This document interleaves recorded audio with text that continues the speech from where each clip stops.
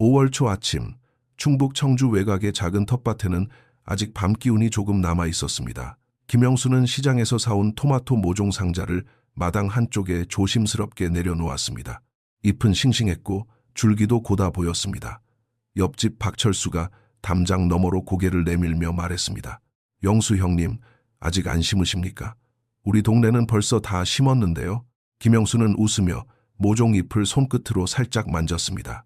철수야, 토마토는 빨리 심는다고 꼭 빨리 잘 되는 게 아니네. 처음 자리를 잘못 잡으면 여름 내내 사람이 고생하고 나중에는 열매도 힘을 못 쓰네. 많은 분들이 토마토 모종을 사오면 그날 바로 밭에 심고 싶어집니다.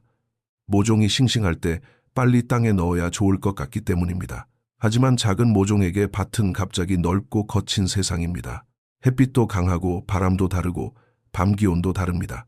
이때 준비 없이 바로 심으면 잎이 축 처지고 뿌리가 멈칫하며 며칠 동안 성장이 늦어질 수 있습니다.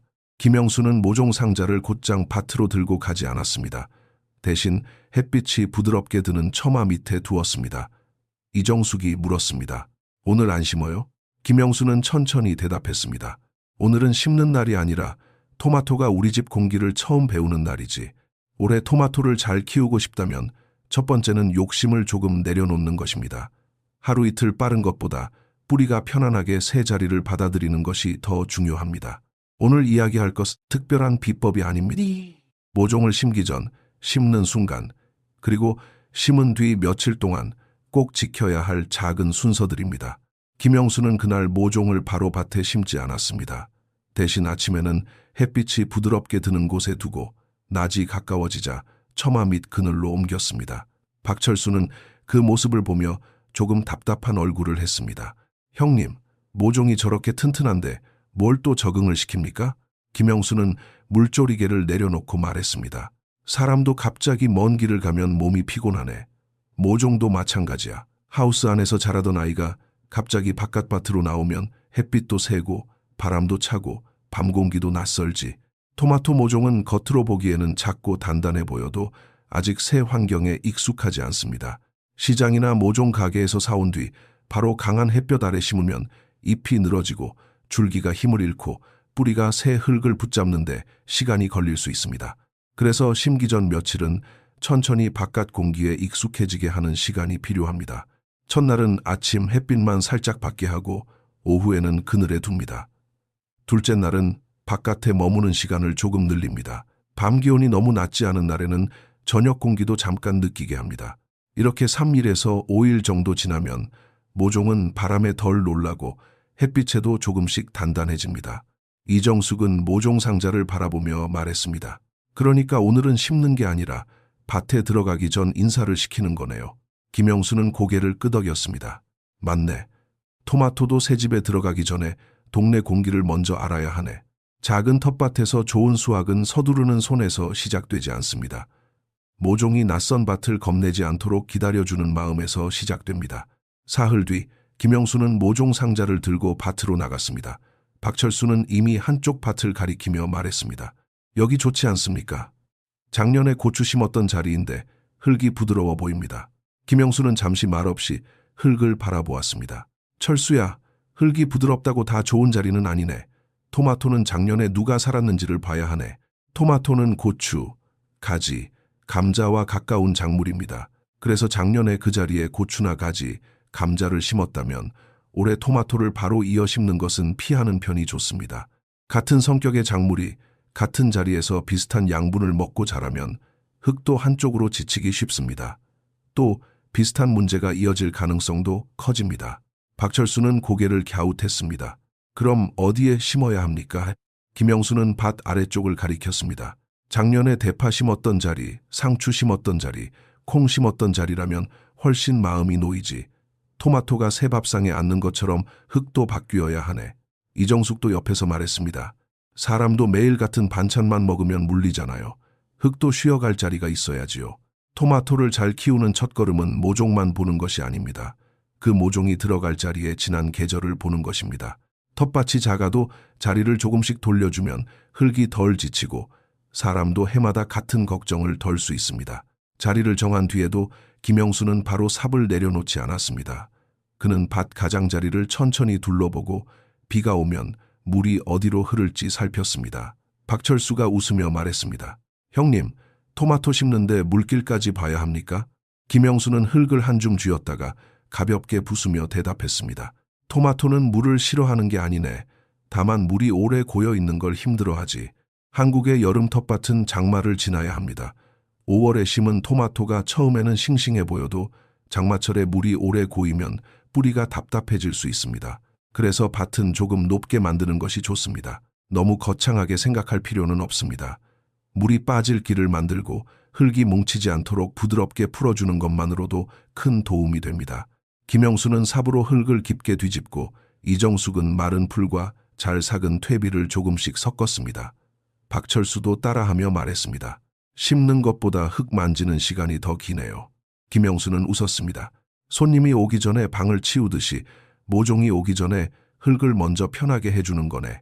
토마토 모종은 겉으로는 잎과 줄기가 보이지만 진짜 시작은 뿌리입니다.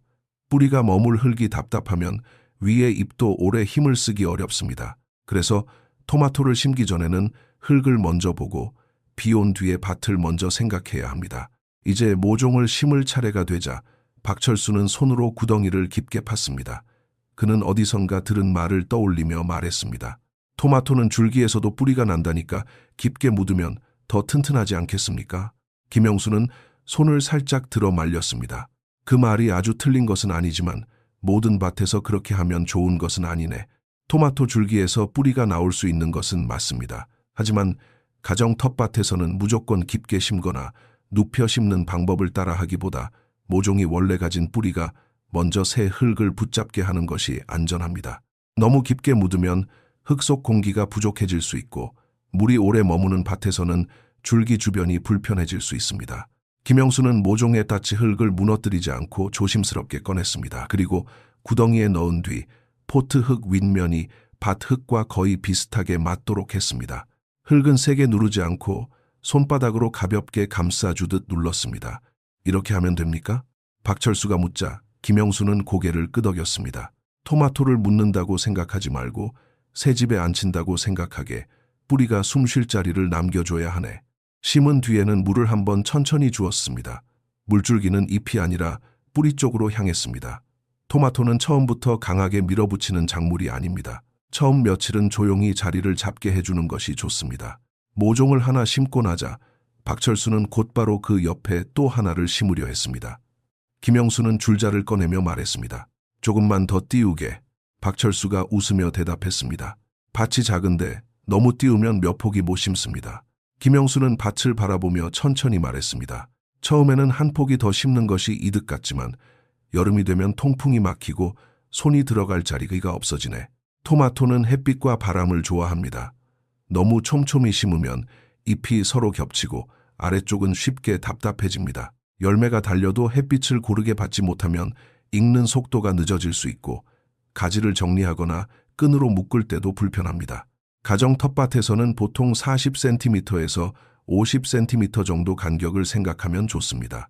밭이 넉넉하면 50cm에 가깝게, 좁다면 40cm 정도로 잡되 사람이 손을 넣어 돌볼 공간은 남겨두는 것이 좋습니다. 김영수는 가능하면 일항 방향도 살폈습니다. 남쪽에서 북쪽으로 길게 잡을 수 있다면 햇빛이 비교적 고르게 들어옵니다. 물론 모든 텃밭이 원하는 방향으로 만들 수는 없습니다. 중요한 것은 내 밭에 해가 어디서 들어오고 어느 쪽이 그늘지는지 아는 것입니다. 토마토는 많이 심는 것보다 심은 토마토가 끝까지 힘을 쓰게 하는 게 중요하네. 그 말에 박철수는 모종 하나를 다시 들어 올리고 조금 더 넓은 자리에 내려놓았습니다. 토마토를 다 심고 난 뒤 이정숙은 빈 공간을 바라보며 말했습니다. 사이에 땅이 조금 남네요. 그냥 두면 아깝지 않아요? 김영수는 웃으며 작은 상추 모종과 바질 모종을 가져왔습니다. 비워둬야 할 자리도 있고 함께 지내도 좋은 자리도 있지. 토마토 사이에는 너무 많은 것을 심으면 안 됩니다. 바람길을 막을 정도로 빽빽하면 오히려 좋지 않습니다. 하지만 여유 있는 가장자리나 사이 공간에는 상추, 바질, 쪽파, 대파처럼 부담이 적은 작물을 조금 곁들일 수 있습니다. 이렇게 하면 밭이 허전하지 않고 흙 표면도 너무 빨리 마르지 않으며 매일 밭을 살피는 재미도 생깁니다. 이정숙은 상추를 보며 말했습니다. 토마토 기다리는 동안 상추라도 조금씩 뜯어 먹으면 좋겠네요. 박철수는 바질잎을 만지며 물었습니다. 이건 향이 좀 낯선데요? 김영수는 대답했습니다. 많이 심을 필요는 없네. 몇 포기만 심어도 밭에 다른 향이 생기고 토마토 옆이 더 풍성해 보이지. 중요한 것은 동반 작물을 만능처럼 말하지 않는 것입니다. 상추나 바질이 모든 문제를 해결해 주는 것은 아닙니다. 다만 작은 텃밭에서 서로 방해하지 않는 선으로 함께 심으면 밭을 돌보는 마음이 더 부드러워집니다. 토마토는 열매를 기다리는 작물입니다. 그 기다림 사이에 상추 한 입, 바질 향 하나가 있으면 텃밭은 더 오래 보고 싶은 자리가 됩니다. 며칠이 지나자 토마토 모종은 처음보다 잎을 더 편하게 펼쳤습니다. 강한 햇빛에도 갑자기 축 처지지 않았고 바람이 불어도 줄기가 크게 흔들리지 않았습니다. 박철수는 아침마다 담장 너머로 들여다보다가 말했습니다. 형님, 천천히 심은 게 오히려 빠른 길이었네요. 김영수는 물조리개를 들고 웃었습니다. 농사는 그런 때가 많네. 서두르지 않은 손이 나중에 덜 바빠지지. 오늘 이야기한 것은 어려운 기술이 아닙니다. 모종을 사온 날 바로 심지 않고 며칠 적응시키는 것, 작년에 고추나 가지나 감자를 심었던 자리는 피하는 것, 장마를 생각해 흙을 부드럽게 하고 물 빠짐을 살피는 것, 너무 깊게 묻지 않고 뿌리가 편하게 앉도록 심는 것, 40에서 50cm 정도 간격을 두고 햇빛과 바람길을 남기는 것, 그리고 상추나 바질 같은 작물을 욕심내지 않고 곁들이는 것입니다. 이 작은 순서들이 모이면 토마토는 밭에서 덜 놀라고 사람은 여름 내내 덜 불안합니다. 물론 해마다 날씨는 다르고 밭마다 흙도 다릅니다. 그래서 가장 좋은 방법은 내 밭을 자주 보고 아침 저녁으로 잎의 표정을 살피는 것입니다. 이정숙은 첫 꽃이 맺힌 토마토를 바라보며 말했습니다. 올해는 이 아이들이 천천히 잘 익어주면 좋겠네요. 김영수는 고개를 끄덕였습니다. 토마토는 처음 심는 날부터 이미 여름을 준비하네. 여러분의 텃밭에서도 올해 토마토가 건강하게 자라기를 바랍니다. 여러분은 토마토를 심을 때 어떤 점을 가장 신경 쓰시는지 댓글로 함께 나누어 주세요.